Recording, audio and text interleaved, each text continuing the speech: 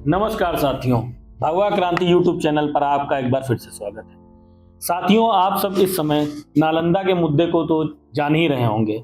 नालंदा के मुद्दे पर इस समय बहुत से लोग ये भ्रम फैला रहे हैं कि नालंदा को ब्राह्मणों ने तोड़ा था। तो उसकी सच्चाई लेकर के हम आपके सामने एक बार फिर से आए हुए हैं। यहाँ पर देखिए, नालंदा को ब्राह्मणों ने तोड़ा था या नहीं तोड़ा था, इस विषय में हम आपको एक कहानी बताएंगे जिससे आपको पूर्ण रूप से समझ में आएगा कि नालंदा को ब्राह्मणों ने तोड़ा था या मुसलमानों ने तोड़ा था।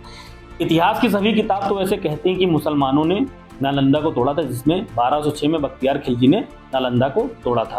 पर ब्राह्मणों ने तोड़ा था, ये सवाल कहां से उठा और कैसे उठा, इस विषय में मैं आपको बताना चाहूंगा।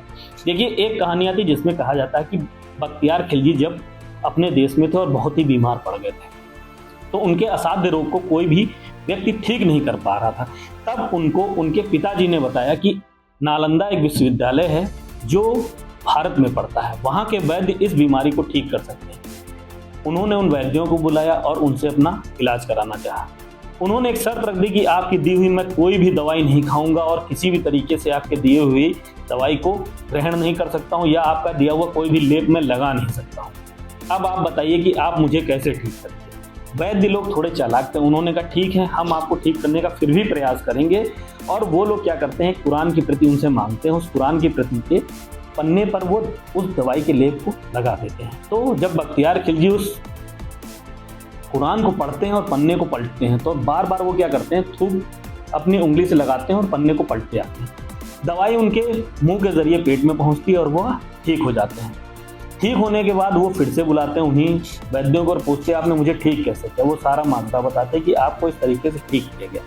तब बख्तियार खिलजी सोचते हैं कि इतना ज्ञान भारत में आया कैसे, और वो सोचते हैं कि ये ज्ञान हमारे देश में क्यों नहीं है।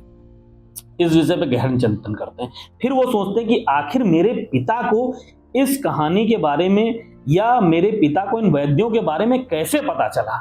तो वो अपने पिता को बुलाते हैं और पूछते हैं कि आप ये बताइए कि इतने अच्छे वैद्य भारत में ये आपको कैसे पता चला। मुझे सच सच बताइएगा, नहीं तो मैं आज क्रोधित हूं और मैं बादशाह हूं, आपको पता है मैं आपका सर कलम भी कर सकता हूं। तो उनके पिताजी कहते हैं अगर तुम किसी को नहीं बताओगे तब मैं तुम्हें बता सकता हूं कि मुझे उन वैद्यों के बारे में कैसे पता चला। वो कहते हैं ठीक है, बताइए कैसे पता चला। तो उनके पिताजी बताते हैं कि असल में हुआ ऐसा था कि जो मेरी बेगम जान है, यानी कि आपकी जो माता जी, उनको मतलब कि तुम पैदा नहीं हो रहे थे, यानी कि पुत्र नहीं प्राप्त हो रहा था। तो मैं बहुत चिंतित था, मैंने सोचा कि मुझे पुत्र कैसे प्राप्त होगा।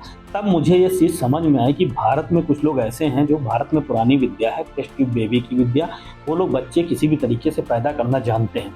तो मुझे पता चला नालंदा में ऐसे वैद्य हैं, मैंने उनसे संपर्क किया। तो हुआ ऐसा कि वहाँ से जो दो वैद्य थे, उनमें से एक वैद्य थे झा साहब और एक वैद्य थे शुक्ला जी। उन दोनों को बुलाया गया और उन दोनों वैद्यों ने क्या किया, उन्होंने मुझसे कहा आपके अंदर कोई कमी नहीं, मुझे लगता है कि आपकी बेगम के अंदर कमी है और आपकी बेगम का इलाज कराना पड़ेगा। तो मैं इस पर सहमत हो गया। वो दोनों लोग कुछ दिन तक रुके और आपकी अम्मी जान का इलाज करते रहे। इलाज करते करते वो वहाँ से चले गए। तो उसके बाद में हुआ ऐसा कि मैं युद्ध पे चला गया और लौट के जब मैं आया तो मुझे पता चला कि आप पैदा हो गए। अब मैंने सोचा कि मैं तो आपकी अम्मी जान से मिला ही नहीं, तो फिर आप कैसे पैदा हुए। मैंने आपकी अम्मी जान को बहुत ही धमकाया और उनसे पूछा कि आप कैसे पैदा हो गए आखिर। तब उन्होंने बताया कि उन्होंने मुझे बहुत समझाया और कहा कि आपके शौहर के अंदर कमी है और आप पैदा नहीं हो सकते हैं। इतना समझाने के बाद उन्होंने बताया फिर भी उनकी मान और मर्यादा के लिए हम लोग आपको ऐसी दवाई दे के आते हैं जो टेस्ट ट्यूब बेबी वाला सिस्टम है, जिससे आप पैदा हो जाएंगे। उन्होंने कहा अच्छा। तो इस तरीके से वो लोग पैदा हो गए। तब बख्तियार खिलजी ने इस बात पे भरोसा नहीं था, तो वो अपनी अम्मी जान के पास गए। उन्होंने पूछा कि क्या अम्मी जान ये बात सही है कि मैं इसी तरीके से पैदा हुआ। तो अम्मी जान ने कहा हाँ बेटा, आप ऐसे ही पैदा हुए हैं और आपका नाम आपके अब्बू ने तो बख्तियार खिलजी रखा था, पर मैंने आपका नाम जो रखा था पंडित बख्तियारुद्दीन छा रखा था, और दूसरे जो वैद्य साहब थे उनका नाम था जो शुक्ला जी, इसलिए मैंने आपका दूसरा नाम रखा था पंडित बख्तियारुद्दीन शुक्ला। तो जो ये कॉन्सेप्ट आया पंडितों वाला, वो कॉन्सेप्ट यहीं से आया, क्योंकि वो पंडित बख्तियारुद्दीन जो झा थे और पंडित बख्तियारुद्दीन जो शुक्ला जी थे, वो पंडित जी की मतलब कि आप सोच सकते हैं टेस्ट ट्यूब बेबी या किसी भी तरीके से उनको उनकी औलाद माना गया, और इसलिए लोगों ने कह दिया कि जो है ब्राह्मणों ने जो है नालंदा को तोड़ा।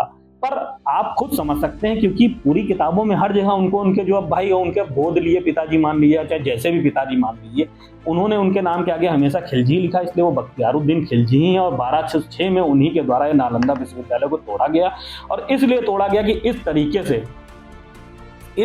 से कोई इस विश्वविद्यालय में दोबारा से आके शिक्षा ना प्राप्त कर सके, और दोबारा से आके इस तरीके से बख्तियारुद्दीन झा या बख्तियारुद्दीन शुक्ला जी को पैदा ना कर सके।